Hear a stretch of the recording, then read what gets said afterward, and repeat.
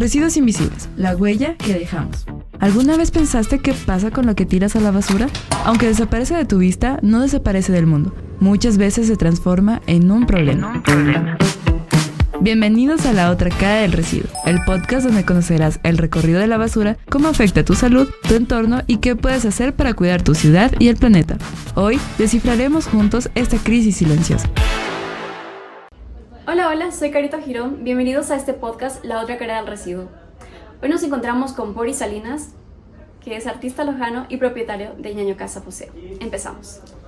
Muy buenos días a todos, buenos días Carolina, buenos días Boris. El día de hoy nos encontramos en Ñaño Casa Museo, un proyecto artístico y un espacio para que las personas también puedan relacionarse un poco con el arte y tengan también un poco de conciencia, creado por nuestro invitado, por Boris. Muchas gracias chicos, gracias por la invitación, gracias a la gente que está detrás de cámaras también. Bueno, Ñaño Casa Museo es un proyecto que nace por amor en realidad. Lo que nosotros queríamos es transformar la casa para que nuestros papás estén, cada vez que vengan del trabajo, cansados y eso, lo encuentren a la casa cada vez más bonita. La cuestión económica nunca ha sido nuestro fuerte, entonces, entre otras cosas, como opción fundamental para que la casa crezca y para que se empiece a transformar, fue reciclar. Entonces, al inicio lo hicimos con cosas muy básicas, muy sencillas, que con el tiempo se nos dañaron. Pero ahí estaba la insistencia, y ahí estaba la búsqueda de los materiales, buscar materiales que sean ya más perennes, más para la intemperie, buscar materiales que sean nobles. Ahí empezó la búsqueda, primero recolectando botellas así un poco, tener muchísimas botellas para luego saber qué hacer con esas botellas. Sí, pues actualmente Ñaño Casa Museo tiene como 300 intervenciones de reciclaje. Pero la primera intervención que hicimos fue con botellas y unos trozos de cerámica. Es algo también interesante que ahora que estábamos recorriendo el lugar, yo veía que también se busca y parte de la idea es que la naturaleza también se integre con el lugar, que también existe este concepto de la arquitectura sostenible, esto de lograr que la naturaleza esté también incluida. Sí, y eso que tú cuentas sobre intervenir también de alguna manera con plantas. Fíjate que todas las plantas que tú ves en la Ñaño Casa Museo también son recicladas. Hemos llevado el concepto al extremo, en no gastar absolutamente nada, en lo posible no gastar. Claro, tenemos que comprar el cemento o el bondes, que es un aditivo para unir, pero en lo posible no gastar. Entonces todas las plantas, tenemos una colección bastante grande de bromelias, son traídas de las montañas y ahí el concepto se va a este punto de que son plantas rescatadas, son plantas huérfanas. Y una cosa súper importante, pero súper importante, es que no hemos comprado aquí un solo centavo de abono. Tú ves frondoso acá afuera, ves las plantas. Sí. Y no hemos comprado un solo centavo de abono porque también eso reciclamos. Dicen que nadie da lo que no tiene. En este caso, nosotros tenemos muchísimo amor por la naturaleza, muchísimo amor por los seres humanos, por el arte. Entonces intentamos poner aquí. Como todos saben, yo soy artista plástico, de la figura humana especialmente, pero esto de las intervenciones artísticas y el reciclaje también me ha permitido un modo de vida, me ha permitido como un sueldo, como una especie de poder vivir más tranquilo económicamente, el reciclar. ¿Me pueden contar qué es lo que lo inspiró a crear todo esto? Porque cada cosita tiene su significado, ¿no? Pero, ¿qué es lo que más lo motivó? Sí, es un poco esa parte que, bueno, uno a veces nace y cuando nace uno no sabe lo que es. O sea, naces, eres un niño inquieto, juegas, tú nunca sabes a dónde vas a llegar. Yo tampoco nunca pretendí llegar a esto, a que me estén entrevistando o que la casa sea muy turística. Nunca pretendí ser como reconocido, pero había ese misterio del arte que me empujaba a hacer, me empujaba a trabajar. Cuando yo estudiaba artes, yo no era el cepillo, simplemente yo era el que llegaba primero y me iba al último. Creo que es la pasión un poco lo que hacía, que yo en este caso tuve mucha pasión por el arte y después entendí también que con el reciclaje tengo muchísima pasión. Cada cosa, cada idea que está aquí de verdad viene de la espontaneidad. Esta es súper espontánea. Del ver un material y decir este material encaja aquí, esto se puede utilizar de esta forma, transformarlo.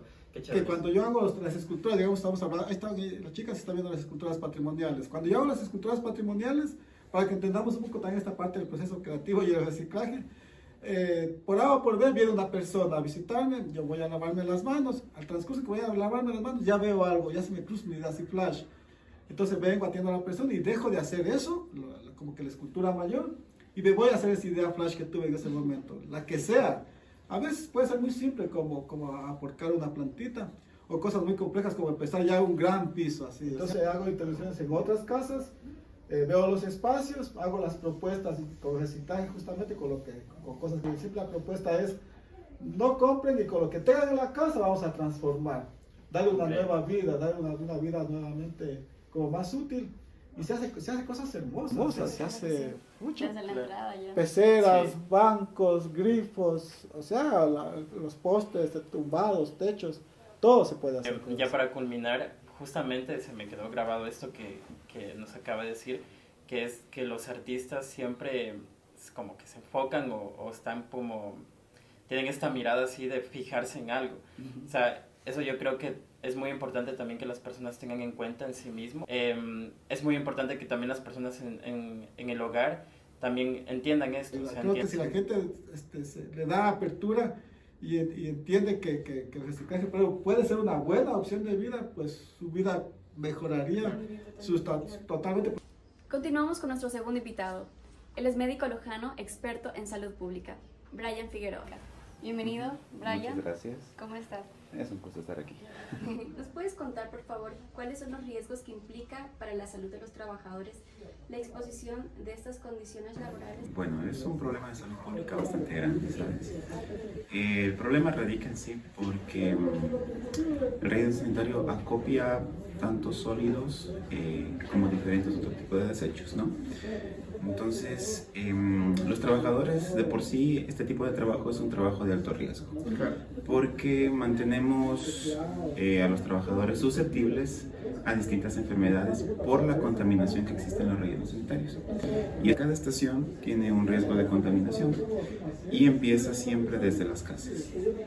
Recuerden que hace mucho tiempo aquí en Loja se implementó un sistema de recolección de basura, tanto orgánicos, plásticos y basura negra como lo teníamos, ¿no?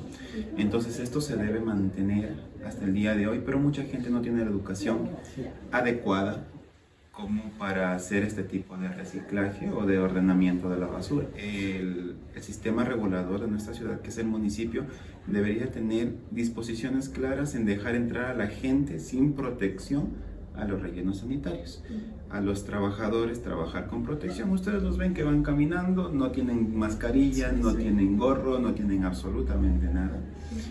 Y esto para ellos no solamente el respirar, sino que exponerse al coger un tarro que está lleno de basura. Algunos gotean basura, ¿sí? Que son ya desechos consolidados de todo lo que agarra la basura orgánica. Proliferan bacterias, proliferan virus, proliferan parásitos. Y todo eso es un riesgo completamente alto. Justamente ahora que nos hablaba de este líquido que se recoge, ahora que fuimos al relleno, nos contaban que eso se llama el lixiviado. El lixiviado es todo el líquido de los desechos que se va acumulando y va como que cayendo. Y justamente nosotros, eso fue algo que a mí personalmente me impactó bastante cuando observábamos, ahí justo en el relleno sanitario hay un mirador, que desde ese mirador se ve abajo toda la zona donde se ponen los escombros, la basura que se supone que ya está tratada y luego la tapan con la tierra. Y veíamos que hay dos personas que viven de eso, que son primero las personas que colaboran con el municipio, que están dentro se supone que son trabajadores o colaboradores, pero también hay gente que entra ahí que son personas que van por la necesidad, en realidad no son ni colaboradores ni nada, ellos no van con ningún tipo de protección. Nosotros nos sorprendíamos bastante porque había gente que ni siquiera estaba con guantes, ni siquiera mascarilla, nada, ni siquiera lo básico.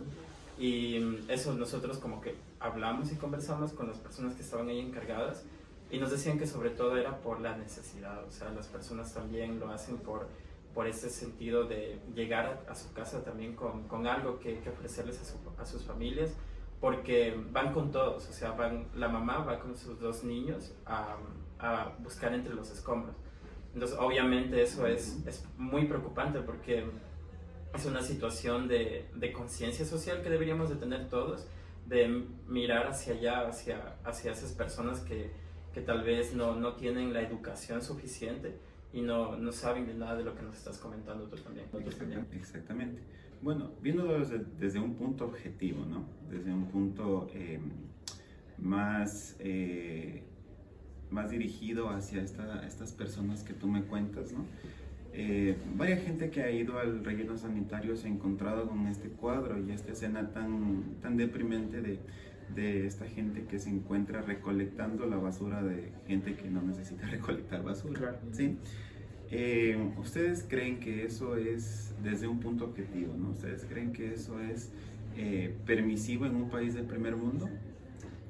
No, Ya, desde ahí empieza. Si nosotros no controlamos nuestra basura, que sería lo más básico, ¿cómo vamos a superar los siguientes puntos en el escalón de la salud pública? Exacto. Si no controlamos la basura, o sea, no tenemos ningún control de salud pública. Tengo conocimiento de que dejaron de seguir reciclando como se reciclaba antes por la pandemia, Exactamente. por miedo a contaminarse. Sí, exactamente. Y estos residuos, por ejemplo, no solamente estamos hablando de los residuos que se generan en las casas, ¿sí? De toda la gente que es civil, tanto en la gente de los que trabajan en los hospitales, en casas de salud, centros de acopio, centros en donde hacen desechos peligrosos. Esos desechos obviamente tienen su manejo especial, ¿no? Porque son agujas contaminadas, son frascos contaminados, con bastantes materiales biológicos. Estos igualmente van hacia un punto de relleno sanitario y claro que en estas partes deben tener una precaución para el ingreso de este tipo de personas, ¿no? Sin embargo, ¿qué pasaría en algún momento si es que este tipo de basura llegaría a contacto de estas personas? Entonces, desde ahí, solamente viendo que son hospitales, ahora imagínense cuando hay atenciones domiciliarias de médicos y enfermeras que van y botan ese tipo de basura, cogen y lo botan en la basura común. Y si por A o B uno de estos pacientes que estuvo en una casa estuvo contaminado con una enfermedad peligrosa y un niño va y comienza a jugar con la basura y se pincha, Se contamina. ¿Qué esperamos? Claro. ¿Ya?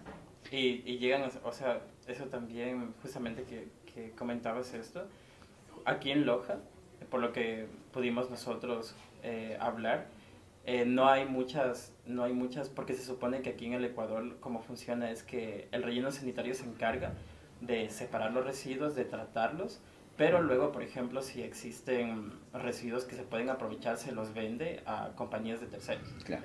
Pero aquí en Loja es un problema eso, porque no, me parece que solo son dos las compañías que se encargan luego de tratar eso. Entonces, esas personas que van ahí al relleno sanitario a buscar botellas, cosas que se pueden como que aprovechar luego, ellos ni siquiera tienen un sindicato, tampoco ni siquiera tienen como que alguien que los apoye o que los eduque, porque la educación es primordial, o sea, en ese tipo de cosas, porque obviamente ellos tienen que conocer que la labor que están haciendo no solo es una labor para llevar el pan de su casa, o sea, tenemos que también pensar nosotros que es una labor para la comunidad. Sí, en general. exactamente. Ajá. Y uno de estas dos que tú me comentas, yo conozco una de estas empresas. Y una de estas empresas únicamente se dedica a la recolección y reciclaje de elementos no perecibles. Ajá. Todo lo que es elementos. ¿Y qué hacemos con la basura orgánica? ¿La seguimos apilando? Sí se puede tratar de aprovecharla de otra forma, ¿no? Sí.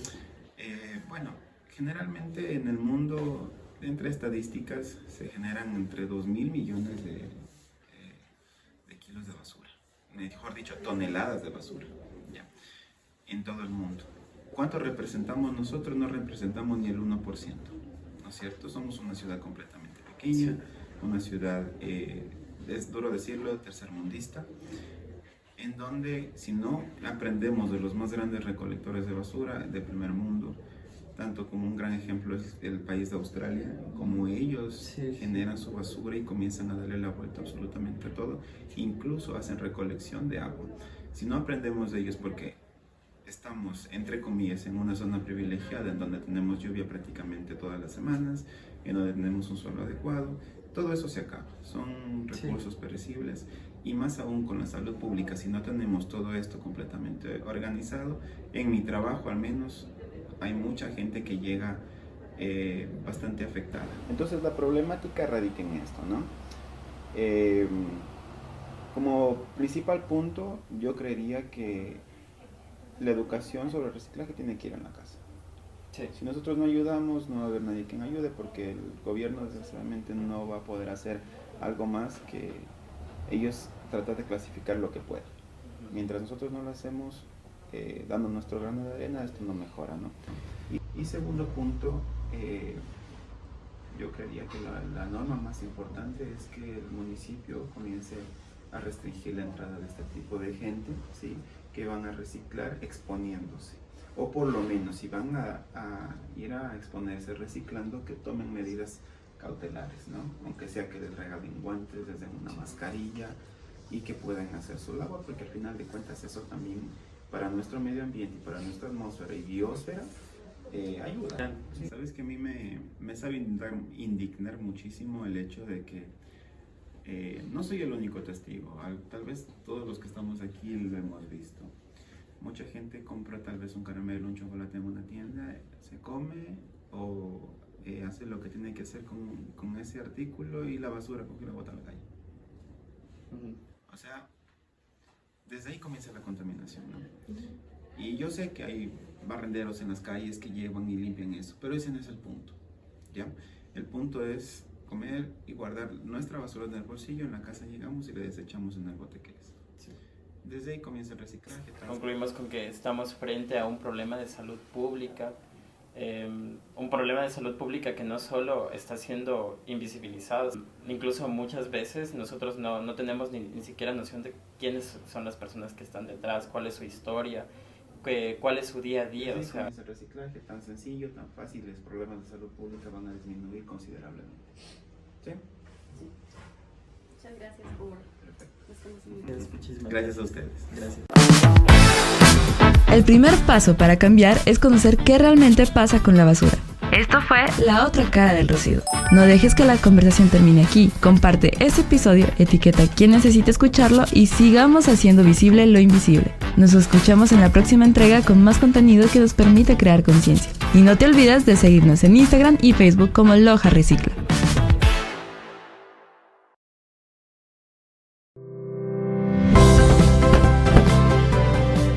Loja Consciente educa a su gente. Un aporte de los estudiantes de la UTPL.